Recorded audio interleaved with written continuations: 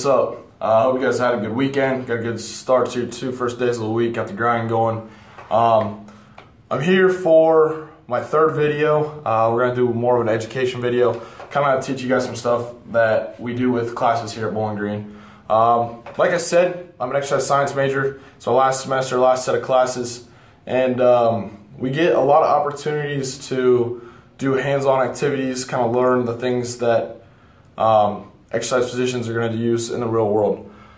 A lot of them won't, match what I do as a strength and conditioning coach, but it's a great opportunity just to see how that side of the field works and to get that experience. Our classes kind of basically right now are biomechanics, learning the motions of the body, the gait, how we function, and then we have exercise physiology, which is the physiology of the body, how it pertains to exercise, and how our body, how the organs are affected by that. And our 3rd section kind of is exercise prescription. We look at our clients, we evaluate them, whether they have diseases, whether they have contradictions for exercise, and we work to prescribe them. We do case studies, things like that. But today, I want to focus on our exercise physiology class. It's exercise 3610, applied physiology. It's our 2nd physiology of our major. And it has a great lab. We get lots of opportunities to do things like a VO2 max, sub-max testing, EKG practices. It's great to kind of get that side of the field, like I said, even though it might not fully apply to my strength and conditioning career. But today, I want to focus on what we got to do here the last couple of weeks. We got to look at different ways to get your body composition. Look at your body fat percentage and take those numbers and kind of evaluate what your fitness, what your body level is at.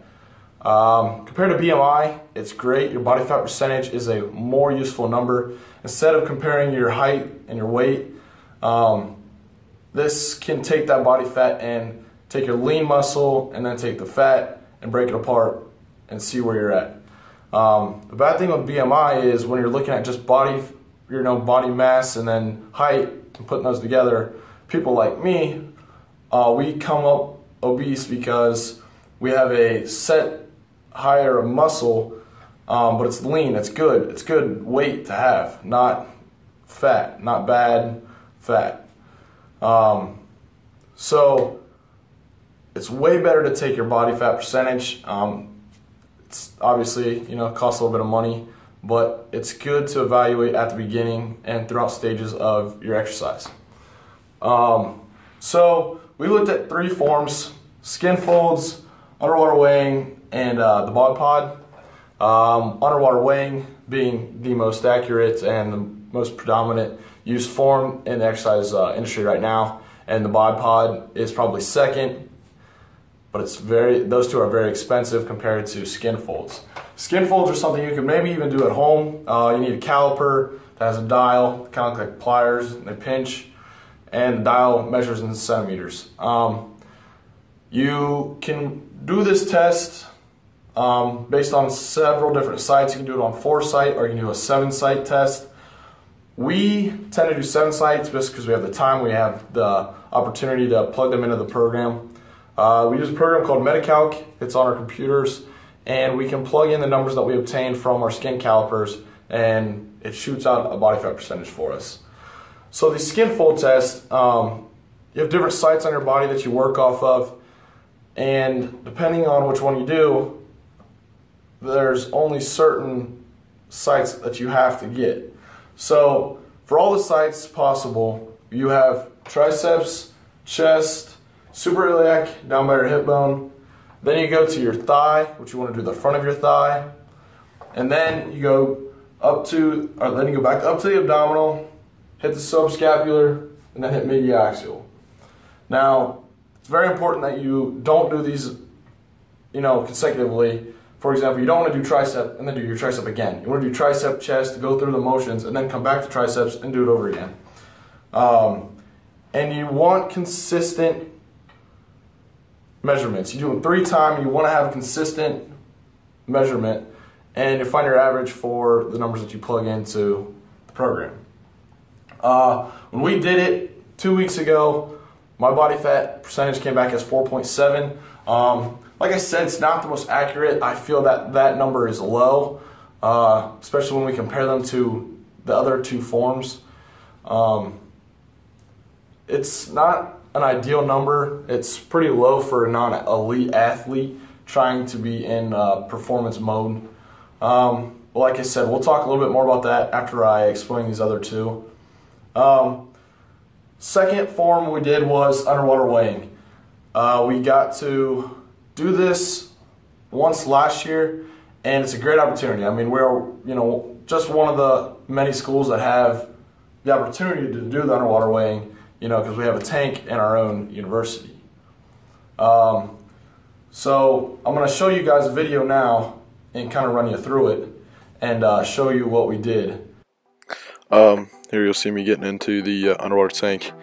I take time at first to sink myself down, get myself all wet. It's crucial that you get rid of all the oxygen in your lungs, oxygen on your body and your hair everywhere.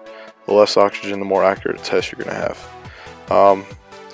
That's what this is. You need to, it's the displacement of your body compared to the volume in the water. So when you have your air in your lungs, you need to get that all out, so that way it's not competing against your actual body mass and not raising you up in the water. You do 3 trials, to get a consistent number. Like I said, it's important to have consistency within the numbers.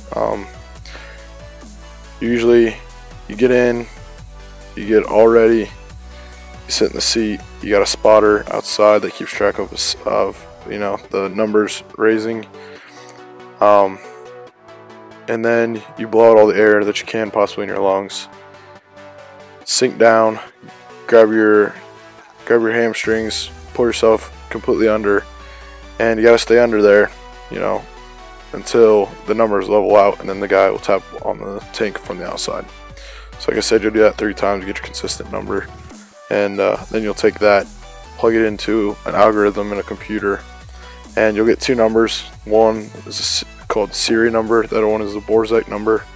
My Siri number was 7.48 and my Borzec was 8.16, which once again we'll compare those later after we do the BodPod. The third form we got to do for the body composition was our BodPod. Limited schools have one of these as well. So it's a great opportunity to get in there, take the advantage of getting the experience of doing the BodPod test. It was cool. I'm going to also show you guys a video. Here it comes to follow, and it'll explain, the procedures and how we kind of did it. For the BodPod, it runs off the displacement of air to get the density of your body.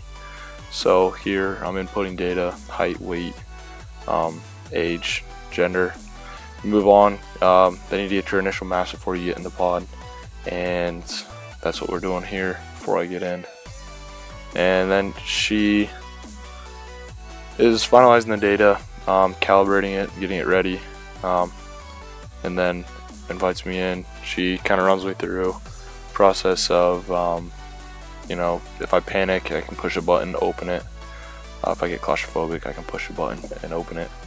But then she's just, telling me I'm going to be in there for about around a minute or so, which you'll see. And, you got to stay in there for that long and stay still. Can't laugh, you can't, move around because it changes the displacement of the air within the chamber, kind of changing the density calibration of your body. So it's important to stay still. You're not in there very long, so there's no reason to really panic or anything. So we'll do 2 trials. This is trial 1, and then she'll jump into trial 2, and then we'll get our numbers after that. When we got our numbers, mine ended up coming out to about 6.2% body fat, which I'll kind of use to compare to the other body composition test after this.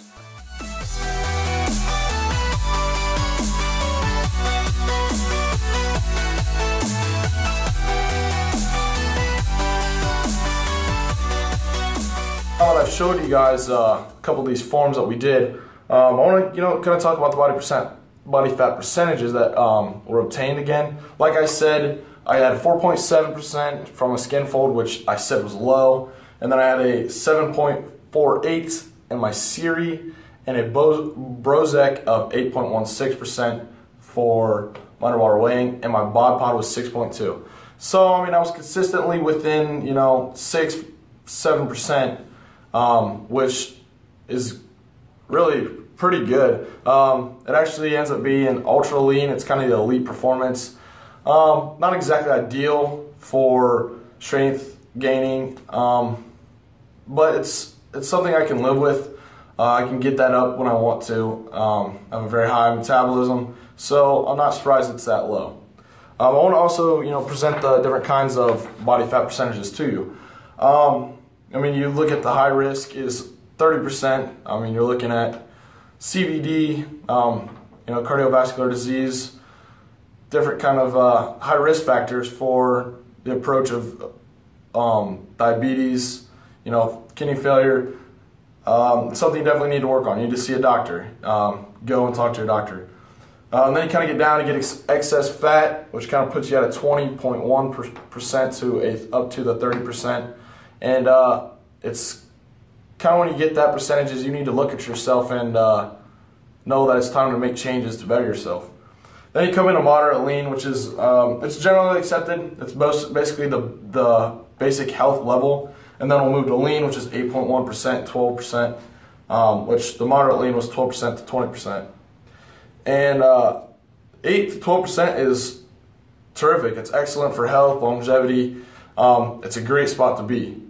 Now I'm at the ultra lean 5 to 8%.